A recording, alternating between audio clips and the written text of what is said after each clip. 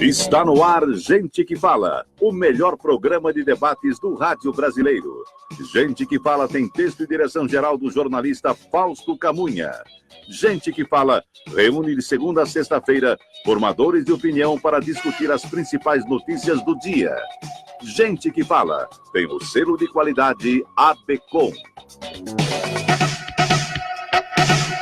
Alô, amigos, bem-vindos ao Gente que Fala. Estamos na Rádio Trianon, AM 740 São Paulo. Estamos na Rádio Universal, AM 810 Santos. Estamos no estúdio da Rádio Trianon, transmitindo pelo Instagram, @programa Gente que Fala. Estamos transmitindo também pela nossa fanpage, facebook.com/programa Gente que Fala. O nosso blog, gentequefala.com.br, nossos telefones 3289-3580 e ainda 5052-5555. Participando desta edição de Gente que Fala, jornalista, radialista Marcos Calazans. Querido Zancopé, eu estava morrendo de saudade da Rádio Trianon, de vocês todos. É uma alegria enorme quando eu chego aqui, cumprimento todo mundo, conheço todo mundo, dou beijo. É uma delícia. É uma delícia. Obrigado pelo convite, queridão. Você viu um abraço do Lucas Neto. Que é isso? Ele quer que você venha o dia que o Corinthians perder. Não, mas eu já não vi. Picha Xoxa. Sabe que o apelido dele é Picha Xoxa, né? Picha Xoxa. É uma música que ele canta. Sim. Que é num dialeto italiano, mas você jura que ele está falando um monte de besteira e não está, né? Picha Xoxa você já remete, não é? Mas não é, quer dizer, o Ferreiro, não sei das quantas, né? Também conosco o Coronel PM Roberto Alves dos Santos. Prazer tê-lo aqui. Prazer todo nosso, Calazans, Zancopé. Vocês fazem parte da minha história, porque a minha forma de comunicação na minha geração era rádio. Então, desde pequeno, escuto esses roseirinhos. Beleza! E hoje eu tenho esse prazer aqui de estar com vocês. Também está conosco a capitão Betânia. Prazer tê-la aqui, capitão. Eu que agradeço a oportunidade de falar um pouquinho da atividade da Defesa Civil. E também a capitão Cíntia. Sim, um prazer estar aqui na rádio. Muito obrigada pelo convite. Eu deveria anunciá-las como integrantes da Casa Militar. O que significa da Casa Militar? Bom, a Casa Militar é uma das instituições, um dos órgãos que pertence à Polícia Militar do Estado de São Paulo, e ela está diretamente vinculada ao gabinete do governador. Então, nós estamos sediados dentro do Palácio dos Bandeirantes, lá no Morumbi, e dentre as muitas atividades que a Casa Militar exerce, tem a Defesa Civil do Estado. E o que acontece numa situação como essa que São Paulo passou há menos de 10 dias? Bom, no normal, como atingiu mais de um município, nós integramos então a Defesa Civil do Estado e apoiamos sempre os municípios, no que for necessário. Num primeiro momento, a gente, na parte de prevenção, e no caso da emergência, como aconteceu, nós auxiliamos nessa assistência, no atendimento. Então, nós tivemos equipes da Defesa Civil do Estado, que esteve presente em todos os municípios, e conseguimos também repassar ajuda humanitária, de forma a poder auxiliar as pessoas que foram afetadas. Nem vou perguntar para o Calazans, que é jornalista, mas prevenção não existe neste país. A senhora fala em prevenção, na prevenção. O coronel Roberto só sobrevoava São Paulo depois que estava tudo alagado. Não, mas tem, principalmente, aproveitando só, da Defesa Civil, ela se prepara justamente para que o evento não aconteça. E se acontecer, porque a Defesa Civil, você fala a integração de órgãos. Você fala os órgãos municipais, o Corpo de Bombeiros. Não tem como prever aquela chuva. Não, você tem como prever a destinação. Imagine se você tivesse que, de improviso, numa situação como essa, agir de improviso. Existe todo um sistema. Imagine que se você tivesse que ligar para cada pessoa tivesse que esperar a minha ligação, sua ligação, não. Os órgãos estão integrados. Então, a Defesa Civil, ela coordena, controla uma rede sistemática de atividades que estão acontecendo em todos os lugares. Por isso que são minimizadas as consequências, né, daquela tragédia, porque tragédia vai acontecer. Não é imponderável, a tragédia vai acontecer. Por isso que nós nos preparamos. Então, a prevenção é fundamento para que você não tenha uma consequência pior daquele evento, né, com danos ainda maiores. Você sabe que o Zancopé, ele tem razão, porque a população sabe pouco da Defesa Civil. Sim. Tem muito pouca informação e é um trabalho importantíssimo que é feito. Um duro mesmo. Sim. Você pega, por exemplo, as encostas, não é? Vocês devem trabalhar que nem umas doidas lá para tentar segurar aquela confusão toda, porque aonde se pode... O ouvinte está sabendo, tem 3 metros quadrados ali, o nego sai montando uma casinha ali. Pois é. Não importa se é barranco, se é o que for, e assim vai. E a Defesa Civil está sempre preocupada com esse tipo de coisa, mas a população conhece muito pouco o que vocês fazem, por isso que é bom vocês contarem mesmo, né? É importante, inclusive, espaços como os senhores estão disponibilizando aqui para a gente hoje, para que a gente possa levar essa informação para a população, né? E dentro da linha de prevenção, a Defesa Civil no nosso país ela é um sistema, né? Eu tenho a Defesa Civil no âmbito federal, a Defesa Civil nacional, as Defesas Civis estaduais e as do município. A gente trabalha isso de forma coordenada. Como Estado, nessa seara de prevenção, a gente monitora as condições meteorológicas em todos os municípios do estado, para que a gente possa mandar para as defesas civis municipais informações meteorológicas antecipadas, para que eles possam avisar a população quando a gente enxerga um cenário com potencial de risco maior. Mas, então, Cíntia, o contato população e poder público, ele acontece no município. A senhora fala em previsões, né? Nem o Narciso Vernizzi, que a senhora conheceu. Não é da geração dela. Não é da sua geração. Talvez não. Agora é Malu. Agora é Maju. É Maju. Nem o Narciso Vernizzi conseguia, né? Conseguiria prever uma chuva dessa. Realmente foi uma chuva muito acima da média, né, para o período. A gente teve aí, na região do ABC, aproximadamente 70% da média histórica do mês numa única noite. Realmente é algo assim, é uma chuva muito grande, né? Muito, muito maior do que o que é esperado para o período. É importante destacar que esse tipo de chuva em qualquer lugar do mundo, os países mais causaria civilizados, mais muito estruturados, causaria mais organizados, teriam problemas. Na verdade, como o Coronel Roberto colocou, o principal, a ideia de sistema organizado e ele estar capacitado para dar a pronta resposta. Infelizmente, nós tivemos uma concentração muito grande com efeitos grandes, né? Porque a chuva por si só, ela não é um evento, ela não é um problema. O problema é quando isso oferece risco. Então, assim, quando a gente começa a ter uma chuva de grande intensidade, numa área onde tem uma vulnerabilidade alta, seja em costa, ou uma área que é sujeita a alagamento, a inundação, com muitas pessoas morando, aí a gente tem um risco. Porque, por exemplo, o deslizamento de terra, ele acontece em qualquer lugar do estado. Tá acontecendo ele agora, só é um risco, mesmo. exatamente. Ele só é um risco se a gente tem a vulnerabilidade, que são pessoas ali próximas. Então, existe esse contexto. Você tem esse mapeamento? Né? Nós temos um mapeamento, mas é natural que cada vez que coloca que a gente tem as pessoas morando em condições onde elas se colocam em situações de risco, cabe a nós trabalharmos sim na prevenção, de termos, quem sabe, uma mudança de cultura. Onde o brasileiro como um todo trabalhe de maneira preventiva, onde ele saiba minimamente que se ele construir uma casa próximo a uma encosta, ele está sim sujeito a um deslizamento. Porque hoje o que a gente percebe é que essa percepção, esse sentimento, ele não existe. As pessoas ocupam áreas irregulares, sujeitas tanto a escorregamento de terra, como a áreas sujeitas à inundação, porque a gente que invade, né? Eles estão em cima do córrego. Exatamente, nós que invadimos a ocupação, área. Nós agredimos a natureza, depois a natureza que é o lugar dela. Né? Exatamente, mas falta essa percepção. Mas nós estamos em 2019. Sim. 68, o Lucas Neto também morava ali, ele morava na rua Dona Ana Neri. Moca ali, Moca. Na rua Dona Ana Neri. E a gente morava na Avenida do Estado, hoje é um prédio do Banco Itaú ali, mas era um prédio da Johnson. Né? Então, em 68, aconteceu tudo isso que aconteceu aqui. O rio, você vê o rio Tamanduateí subindo. Ele subia mais até. Só que não tinham tantas moradias, né? Nós temos uma ocupação hoje. A ocupação irregular. Perdeu um carmanguia só para ter uma maravilhoso ideia. Que ele tinha comprado. Acabou de comprar. Deixava na porta de casa para os vizinhos verem, entendeu? E carmanguia nem a capota aparecia. Não, você viu agora, né, que eu não sei no GM, na Toyota, quando você pega situações assim como nós tivemos, né, nós temos 200 rios em São Paulo, na capital, grandes rios. A água, ela precisa se acomodar, ela vai encontrar, porque a água que está lá em cima é a que estava aqui embaixo. É o processo natural, vai sempre existir. Sobe e desce. Então você tem, só que aí você coloca barreiras. Então você não tem drenagem, aí você vem aí falta da educação generalizada. O nosso lixo assim, ele é descartado irregularmente o tempo todo. 2% do nosso lixo é reciclável. Reciclável não, reciclado. E o poder público fica o tempo todo tirando, minimizando.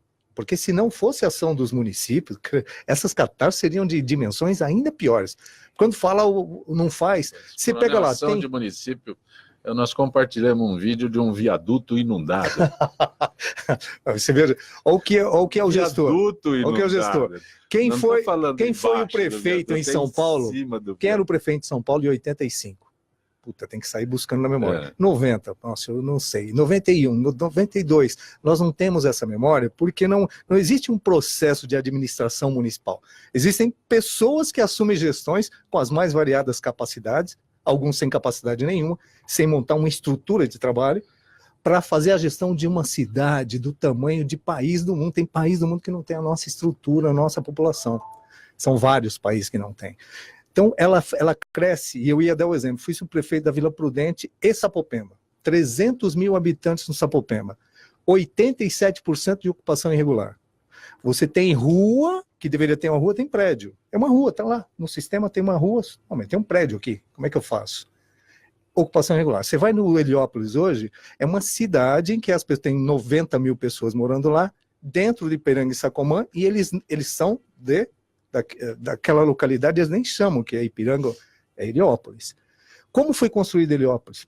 Uma coisa em cima da outra. O poder público não tem acesso. Imagina a Defesa Civil buscar uma ação num lugar que você não entra com veículo, você não entra com estrutura. Então, seja água, seja vento, seja qualquer coisa, qualquer intempérie que é da natureza, e é tudo previsível, vai acontecer. A gente já sabe das sazonalidades, mas hoje nós mudamos. Um detalhe, o prefeito não sabia que ia chover. Tanto que ele viajou. O prefeito não fala nisso, não fala que eu tô com um negócio na garganta aqui. Não, deixa o rapaz. Não. São Paulo tá largado. É buraco para tudo quanto é lugar. Tem. A cidade escura. Tá uma coisa horrorosa. Horrorosa. É uma judiação. Eu confiava no tal do Bruno, viu? Mas não está dando certo, não. Não sei o que está acontecendo. Ele não se informou com a Defesa Civil. Ele não se informou com a Defesa Civil. A Defesa Civil deve estar passando um cortado ali, viu? É que o município... Pois não, capitão. Não, na verdade, como nós estávamos comentando, é um sistema realmente, e o Coronel Roberto colocou de maneira muito adequada, que com a quantidade de chuva que nós tivemos na virada de domingo para segunda, infelizmente nós poderíamos sim ter consequências muito maiores. Então, registramos muitos danos humanos, principalmente, mas esses números poderiam ser ainda maiores, justamente porque nós sabemos que um número muito grande de pessoas moram em áreas sujeitas, e quando essa chuva foi concentrada, a gente que trabalha há algum tempo no sistema sabe que as consequências são maiores mesmo. Então, ao poder público, cabe justamente um viaduto que inundou, que não tenha ninguém ali.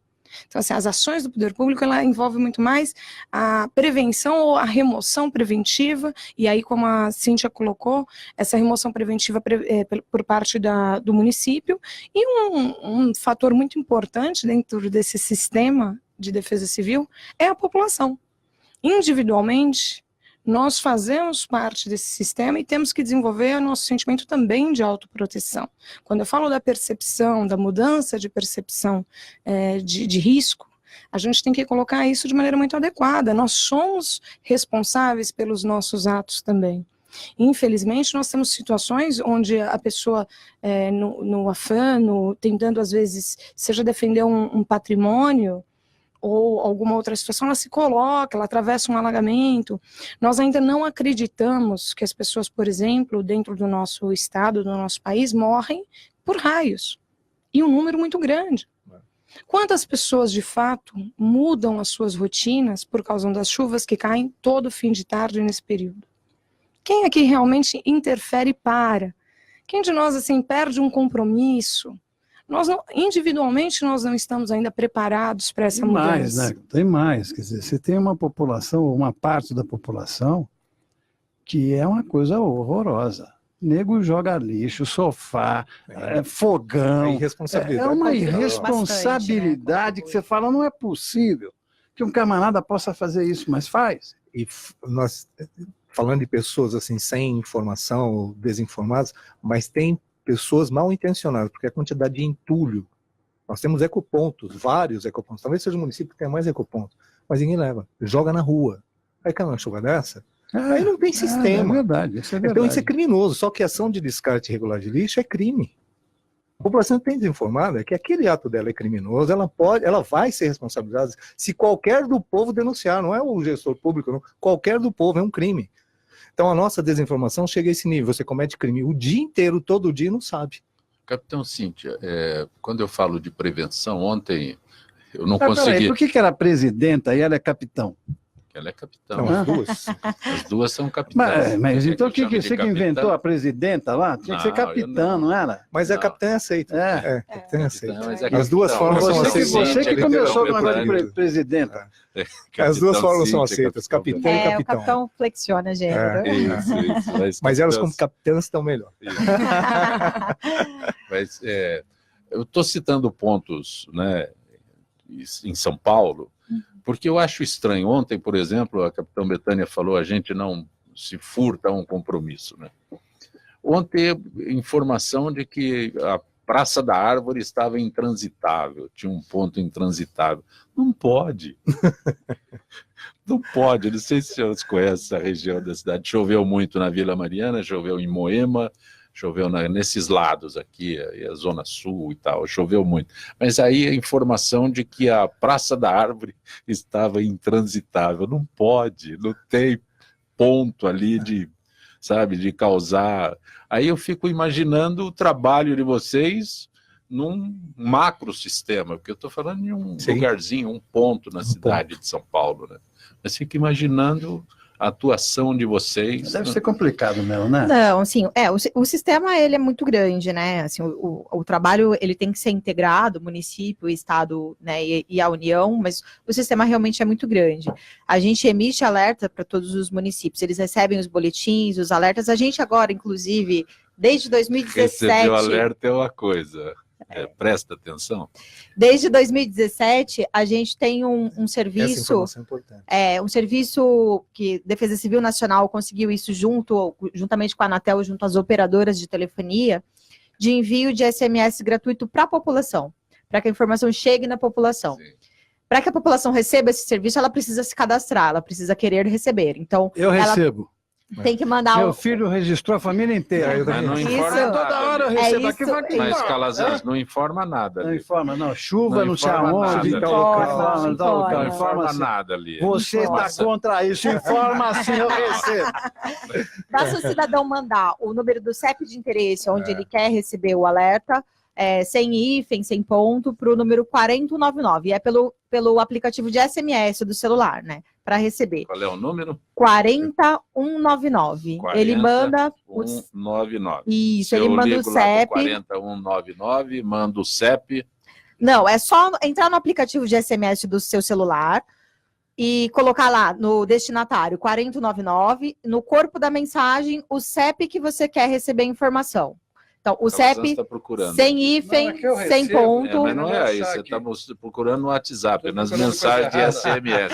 Quando a idade chega... A partir de cadastrado... Não é da nossa geração.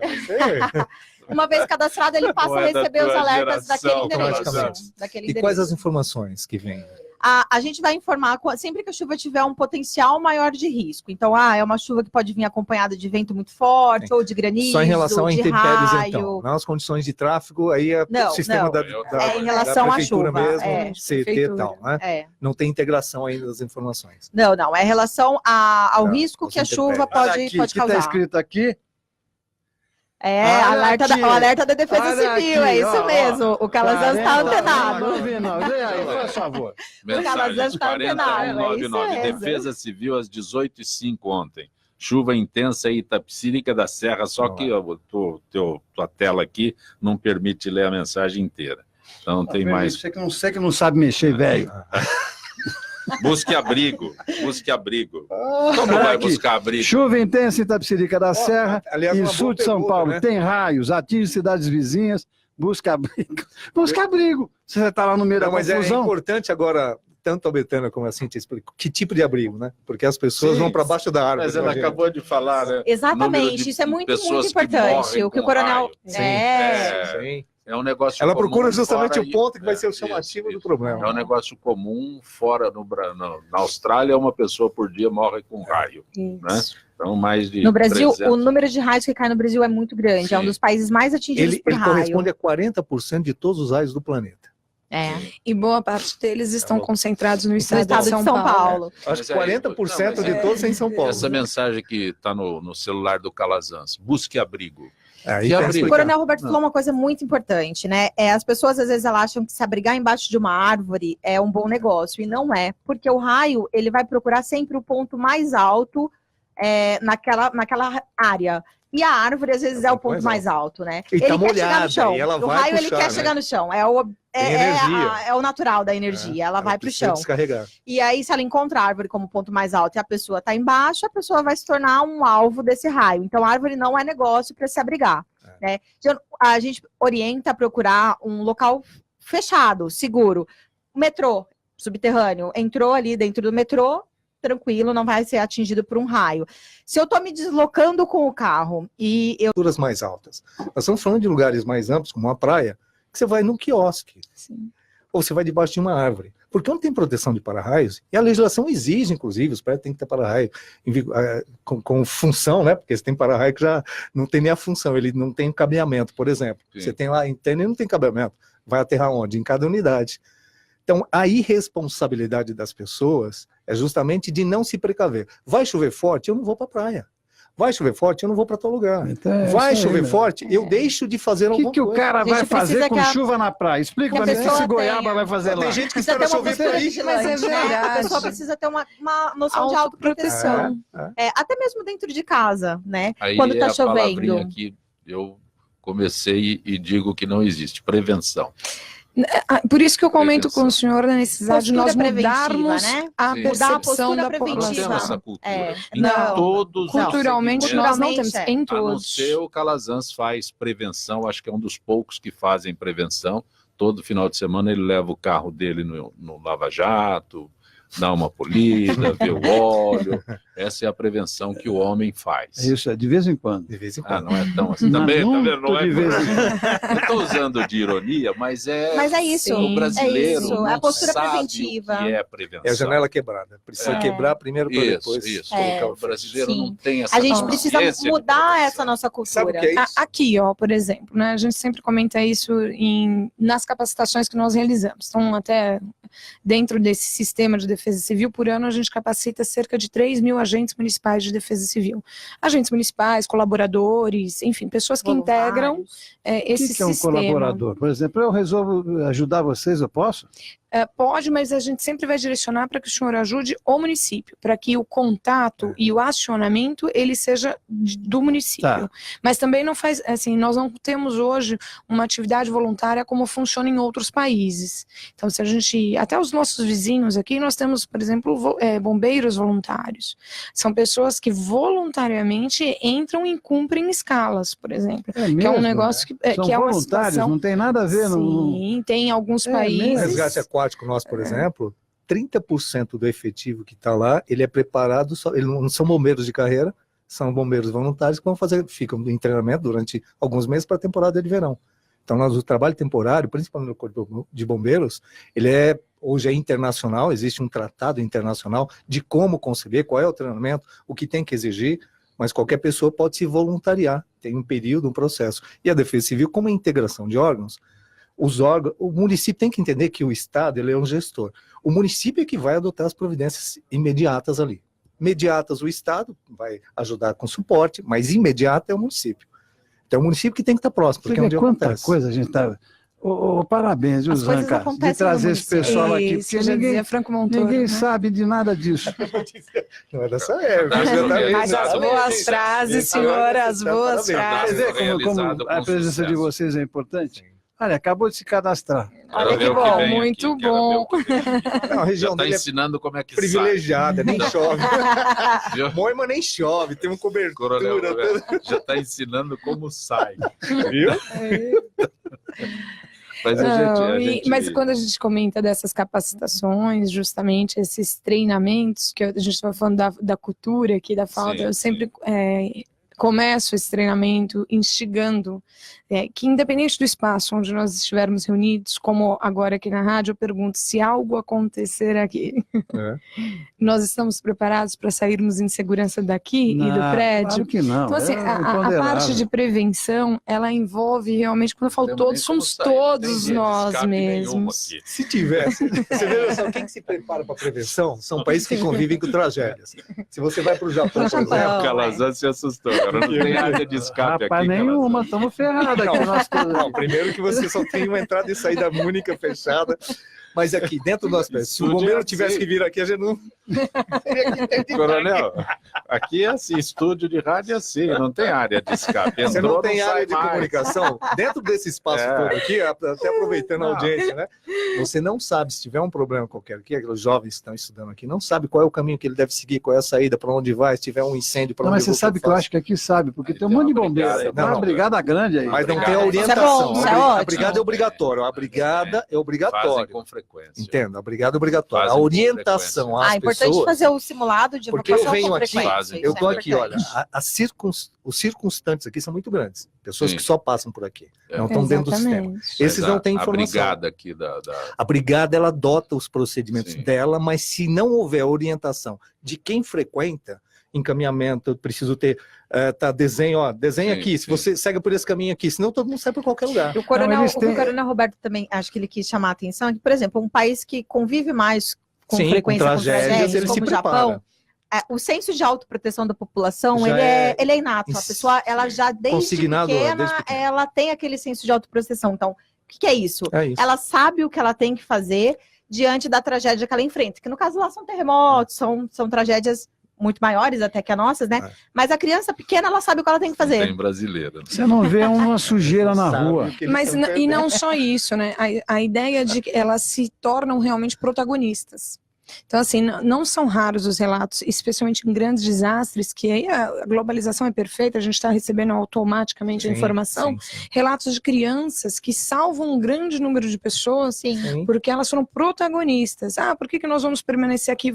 Se a gente tem condições, vamos para mais distante. A cultura que a gente tem que gerar na nossa população, porque até o poder público, quando acontece alguma tragédia, alguma coisa fora do habitual, fora da normalidade, até o poder público chegar até aquela pessoa, seja o município, estado, quem for, quanto tempo vai demorar? Não, detalhe, nesse nem tempo, chega. O que eu posso fazer para me proteger? Então, é isso que as pessoas têm que entender, essa sensação de o que eu posso fazer para me proteger até que o poder público chegue até a mim.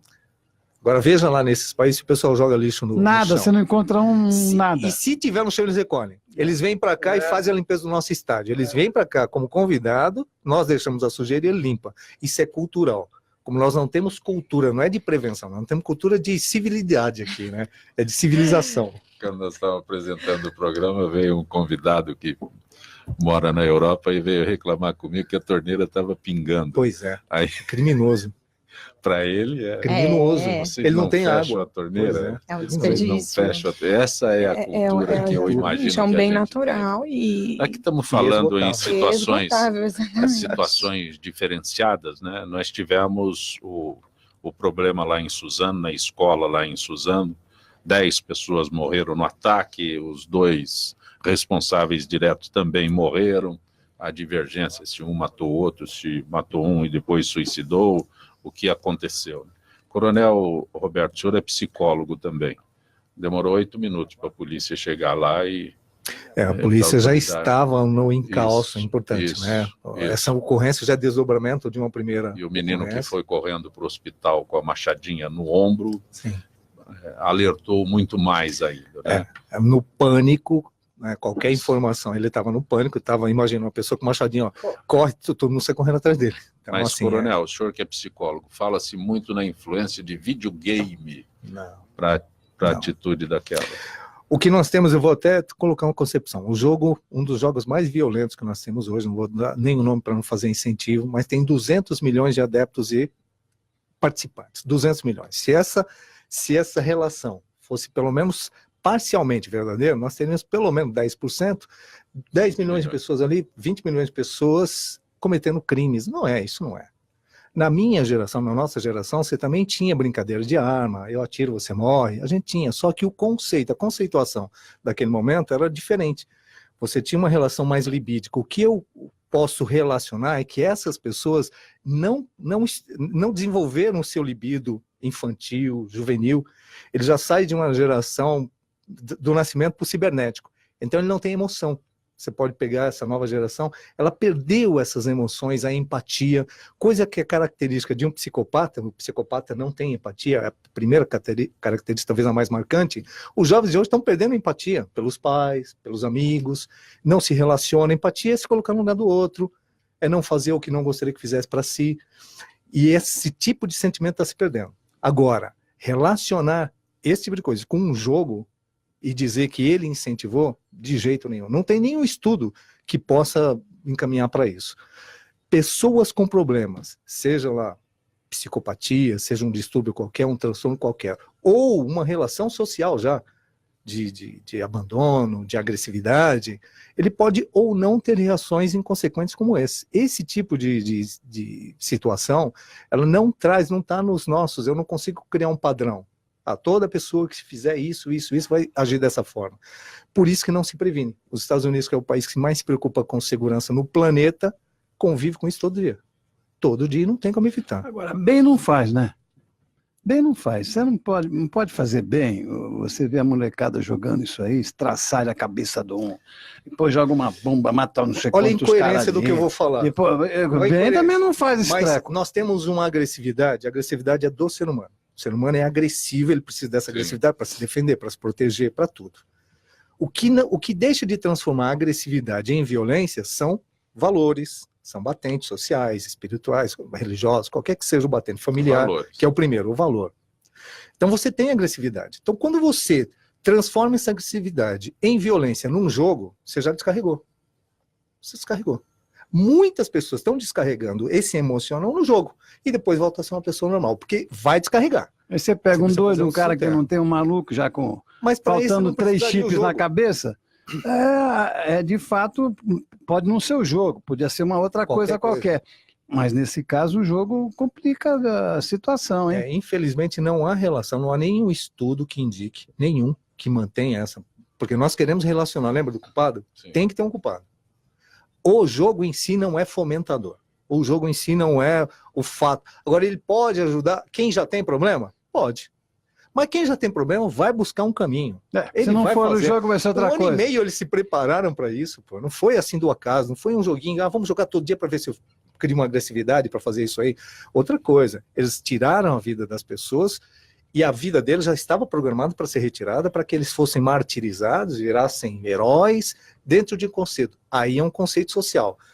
Eles estão dentro de um quadro, que agora está sendo investigado, de pessoas que incentivam, esse é o grande crime, pelos meios de comunicação, principalmente pela web, a dark web, que é aquela que a gente não tem acesso, só aqueles que fomentam esse tipo de coisa. Então eles estão sendo cultuados agora por muitos outros e criando, como o Estado Islâmico criou, é uma cultura do Estado Islâmico. Esse componente é perigoso. E essa desarticulação o Estado tem que fazer imediatamente. Tem que buscar esses grupos de pessoas que vilipendiam a vida humana e causam isso aí. Né? Esse sim. Capitão Betânia, Capitão Cíntia, senhoras são da Casa Militar. Uma ocorrência dessa acende uma luzinha lá na Casa Militar? Na verdade, acende uma luz para qualquer ser humano e quem trabalha na área de segurança mais. Mas é natural, é a questão até da empatia. Então, qualquer um, não é o nosso caso, mas aos pais, como ser humano é algo que chama atenção. E pela Casa Militar, como governo. Então, dentre as muitas situações, foi até lá? Sim, ele esteve presente, e uma das funções da Casa Militar é justamente a segurança das autoridades, do chefe do executivo, o governador do estado de São Paulo, seus familiares, mas isso assim, ele não amplia como uma ação contra a pessoa, mas contra a sociedade. Como sociedade nós temos sim que evoluir e temos que buscar formas de evitar isso. Então, eu acho que é mais nesse intuito mesmo, é uma visão até mais de pessoas. E como trabalhamos na área de segurança, naturalmente, isso acende uma luz um pouco maior de como a gente pode tentar evitar que isso se repita. Calazans, quando você viu lá na televisão tudo aquilo lá e viu o governador, você falou, isso é o governador aqui. Eu acho que tá certo. O cara é o gerentão aqui, tem que ser o primeiro a chegar mesmo. Tem que estar lá, né? Ele é o Tem que estar grande, lá. é o grande zelador. Isso nesse ponto ele estava certíssimo. E o Dória ele participa, né? A característica dele de estar presente em todos os cenários que aparecer. Por bem ou por mal, mas ele se posiciona. Não dá para defender se ele faz tudo certo, mas ele se posiciona. Não, é porque eu estou querendo entender, né? Essa atitude, atividade de todos. Em qualquer país do Aí mundo, eu entro naquela sensação de segurança. Entro na sensação de segurança que quando eu vejo uma autoridade lá, falo, opa, estou bem representado. Pois é, quais seriam os ambientes? De ter votado ou não. Sim, mas ele é o grande gestor, né? A maioria o escolheu. É que no rádio é meio e aí complicado. Nos representa, quando você né? fala isso, as pessoas, é eleitor. Apoia não. Tal, Independente de ter votado ou não, quando você vê o representante lá, você fala, olha... As estruturas legalistas, como a Polícia Militar, por exemplo, ela é a partidária, a política, justamente porque ela segue o regime legal. Quem é o governador? Ele não importa, não tem ideologia, não tem característica. Agora, dentro desse aspecto, que agora cria comoção, toda tragédia cria comoção, até vinha a próxima, era a chuva, aí apareceu essa tragédia, esqueceram da chuva, que continua, né? A chuva continua. A gente vai falar um pouquinho da previsão. Vai ter um pouquinho mais para falar. Agora, tem previsão? Tem. Vai chover? Vai chover. Sim. Vai chover? Mas deixa para o final do programa, senão a gente Quando o senhor fala próxima tragédia, Coronel, Nova Zelândia, 49 mortos, né? 48 feridos. 2 mesquitas, né? E o detalhe, transmitido ao vivo. Sim. E agora estão lá. Faz parte. Esse tipo de ataque agora, a comoção chamou a atenção, né? Foram transmitido ao vivo, né? Pelo atirador, pelo Facebook. Pelo Facebook. O que está acontecendo agora é que na globalização, Península de Comunicação, porque esse tipo de atitude é para chamar atenção. Ele quer criar o maior dano possível. Está dentro do conceito desse tipo de comportamento. O maior dano possível. Qual é o maior dano possível? Nós já vimos filmes aí que antigamente era ficção, né? Pessoas matando alguém, mostrando pela internet, quantas pessoas. E quanto mais agressividade, mais curtidas, mais participações. Porque o ser humano, dentro dele, tem agressividade. A agressividade é um chamariz. Tudo que... Você está num acidente na rua, 2 carros capotados, todo mundo para. Aí você fala, ninguém morreu, vai todo mundo desiludido. Pô, mas isso tudo... Sem graça. E por que pararam tudo, então? Já... A agressividade é um quer grito, ver né? desgraça. Tá o ser humano quer ver desgraça. Pra desgraça. alguma coisa. Sim. Não morreu ninguém, então vamos embora. Vamos embora, desiludido, triste, puxa vida. E o policial, mas que coisa. Mas por que vocês pararam, então? Nas escolas, o ambiente mais seguro depois do lar seria a escola. É dentro de um conceito social. Sim. A casa, hoje, nossa casa, ela de cada 10 crimes sexuais, 7 estão dentro do nosso ambiente familiar ou na escola. De cada 10 crimes graves, 7 estão dentro da escola ou da casa. Isso, na rua, hoje é o lugar mais seguro do mundo, contanto que você tome postura de segurança. Agora, como que você fala em sensação de segurança? O Estado se preocupa com a rua e tudo está acontecendo dentro de casa. Culpa de quem? Do Estado? Está acontecendo na escola, culpa do Estado? O Estado é responsável por gestor que tem que tomar conta de crianças ali. Não, deu um problema, tem que ter segurança. Mas o que é segurança? Um policial armado na escola, alguém quer? Você, como pai, quer um policial armado dentro da sua escola? Não quer. Porque esse policial pode ser alvo de todo, ele vai ser alvo da agressividade, se precisar, e vai ter um menino, 2.135 casos nos últimos 5 anos de crianças entrando com arma em escola ou Mas, coronel, vai continuar, porque não aconteceu nada com essas 2.000 crianças. Pois é, porque são crianças. Hoje na TV, hoje eu estava vendo no noticiário, um jovem, um louco aí, foi com uma arma porque ele queria matar o professor. Isso. Não sei se vocês viram isso hoje. Pegaram, foi para a delegacia, e aparece o moleque saindo do guarda-chuva, indo embora para casa. Tem que liberar. Mas é que não dá, né? Tem que liberar. Não dá nem para dar uns bofetes no cara, o pai pode bater. A nossa nova legislação nem os pais. Você tirou o pátrio poder, você desqualificou. Das capitãs que estão aqui, porque na nossa época a escola era risonha e franca, mas aqui em São Paulo, cada uma das escolas tinha normalmente um policial militar. Não, policial era um guarda militar, civil, era um guarda Força nas pública, escolas, né? É força pública, Força na pública. época, né? Nas escolas, Olha, que viu? cada uma dessas instituições de ensino tinha ou guarda civil, escolas municipais, ou um sargento, um cabo, que morava lá e fechava a escola e abria a escola. O Calazan se lembra bem disso. E conhecia os alunos, todo mundo conhecia o guarda. Você tinha o guarda do quarteirão, você tinha o cidadão, os vizinhos que se conheciam. Os meus vizinhos eram os meus familiares todos. O vizinho do lado, a gente sabia o nome, convivia. A realidade daquela época, outrora... Estou falando dos anos 60. Hoje essa realidade, os pais faziam... Quem dá o primeiro ensino, a primeira educação? A família. Eu, você, né, nós, o pai só precisava olhar. A figura do pai não era presencial. Ele existia, meu pai não deixa, minha mãe não quer, acabou.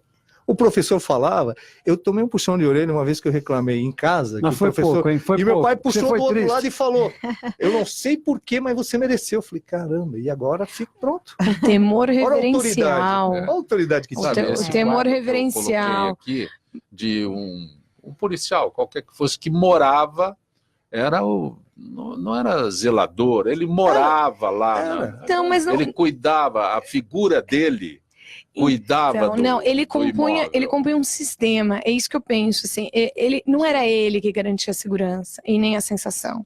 É o que o coronel falou, é a primeira educação.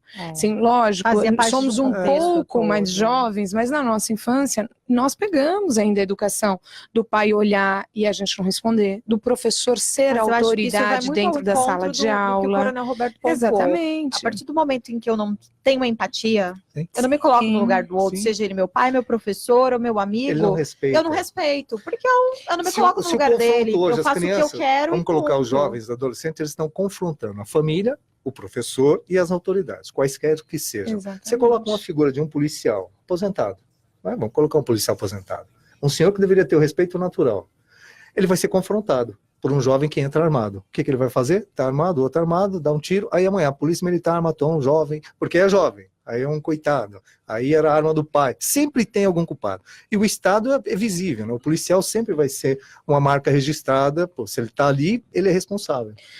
Nós teríamos que ter educação dos pais, saber o que os filhos estão fazendo, porque esses criminosos aí, eles estão fazendo isso há quanto tempo? Mas o pai não morava, a mãe era isso, e não sei o quê, mas os vizinhos são responsáveis, acompanham. Dentro desse processo, os meninos tinham uma empatia, assim, eles tinham um relacionamento... Como os vizinhos são responsáveis? Quando você... O que o vizinho tem a ver com isso? A informação do fato. O que acontece hoje? Nós não temos comunicação, hoje nós estamos criando, inclusive na Polícia Militar, a reestruturação dessa comunidade participativa. Ou seja, as pessoas estão conectadas, seja pelo sistema, por telefone, por SMS, WhatsApp, tudo que acontece de anormalidade avisa um sistema. Polícia Militar, qualquer que seja. Aí, ou segurança pública, sabendo da informação, ela precisa ter a informação, ela vai, checa e resolve aquele problema. Isso é universalismo de sensação de segurança, todo mundo participando. Agora, eu estou aqui, eu não faço nada. O vizinho tá um barulho terrível, deixa problema dele, que é o que acontece hoje, eu não me preocupo. Se não for comigo, que se dane, eu jogo lixo aqui porque para mim não tem problema. É esse tipo de responsabilidade que depois alguém é responsável. Quem? O Estado. Exatamente. É mais fácil. E quando eu comento justamente essa sensação, sobre o que o coronel está falando, até em crimes, que aí a gente não está nem falando só da educação, né? Mas isso eu vivi. Assim, minha casa tinha sido furtada, morava eu, minha mãe e minha irmã, e, enfim, ouvi um barulho. Quando eu fui abrir a porta, era uma casa térrea, quando eu abri a porta, tinha alguém pulando o muro para fora. Aí eu saí, tinha uns vizinhos na frente, eu falei, gente, a gente viu ele pulando e não falou nada. Eu falei, vocês acharam o quê? Que eu convido pessoas e elas têm que pular o muro para chegar na minha casa? Então, assim, nós vamos presenciando isso, essa falta de empatia. As pessoas não se ajudam. Então, quando o Calazans coloca que, mas o vizinho, o que tem a ver? É justamente esse sentimento de que não é comigo. Nesse caso, você tem toda a razão. Não, mas esse agora, é um caso se o filho extremo. Do camarada é desmiolado, mas é maconheiro, sei lá o quê? Como é que você vai Não, mas é de como? se conversar, é de trazer... Nós passamos a ignorarmos as pessoas no entorno. Então, chegou-se a um momento onde o jovem, ele nega a autoridade do pai, nega a autoridade do professor, dos policiais, então mais ainda.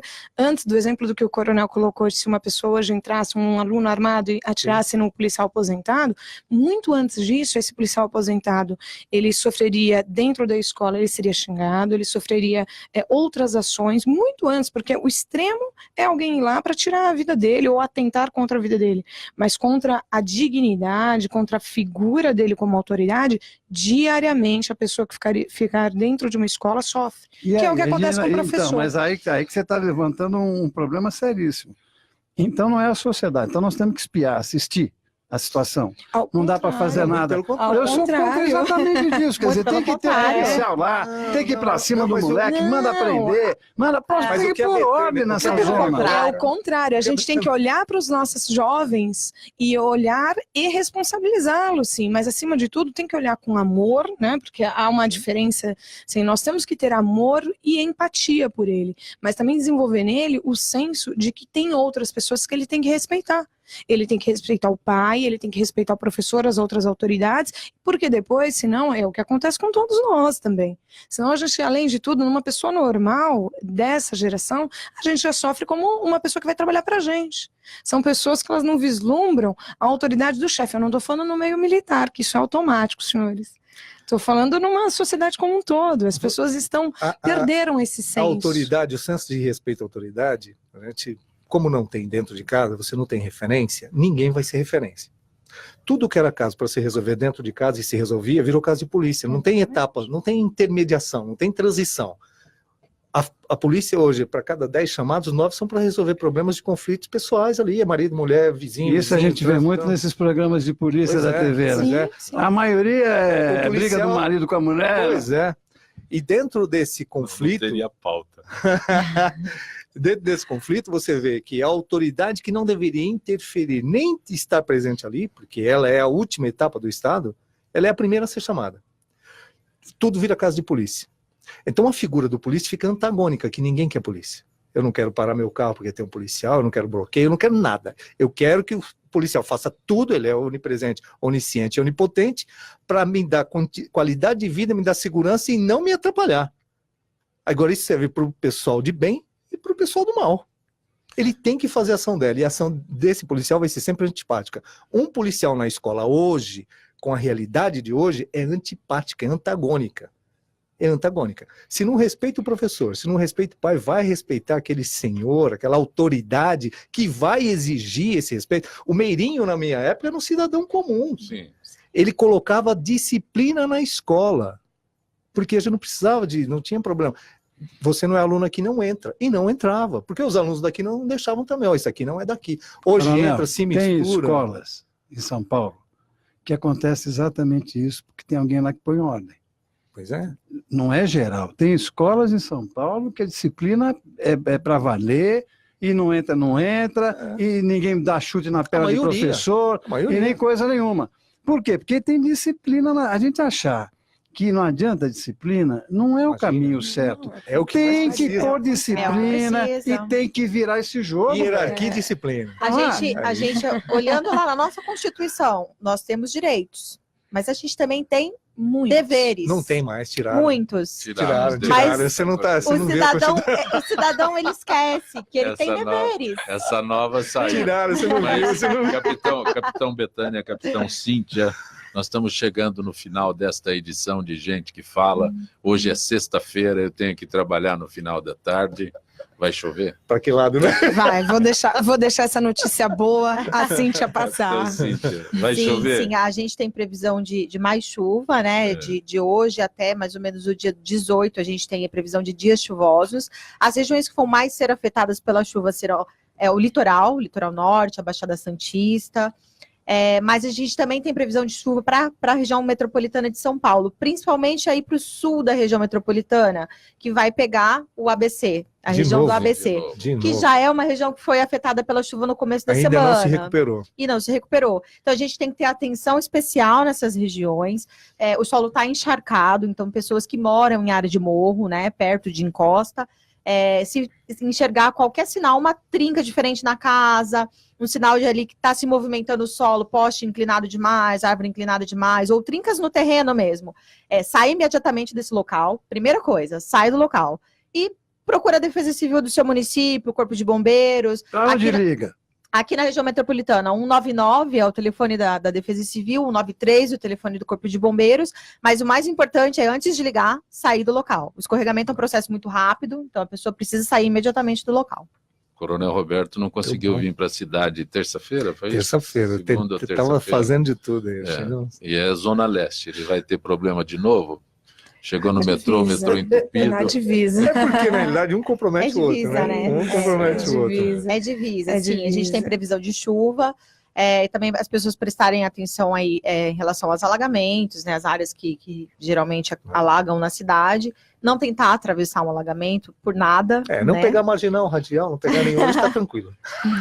Tem gente que ficou 22 horas, né? 37 horas. 37 horas. 37 horas. O principal cuidado, assim, nessa época, que é a época que mais chove, a gente tem a Operação Chuvas de Verão, ela não é à toa, porque é um problema conhecido, a gente monitora, como assim a gente começou no início da nossa entrevista, a gente estava falando, e a regra é, ao final de cada dia, geralmente nós temos, sim, eventos chuvosos. As pancadas de chuva.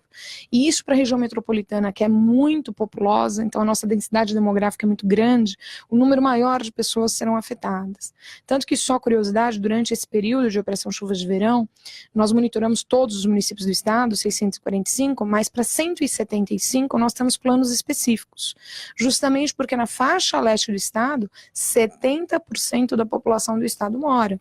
Que aí não é só na região metropolitana, mas a gente tem o litoral, Grande São Paulo, Sorocaba, Campinas, então assim, ou seja, a maior parte da população mora nessa região, é concentrada. E aí, lembra aquela que eu comentei que o risco ele está diretamente ligado à vulnerabilidade? Um maior número de pessoas, a gente tem um maior número de pessoas expostas, consequentemente, ao risco.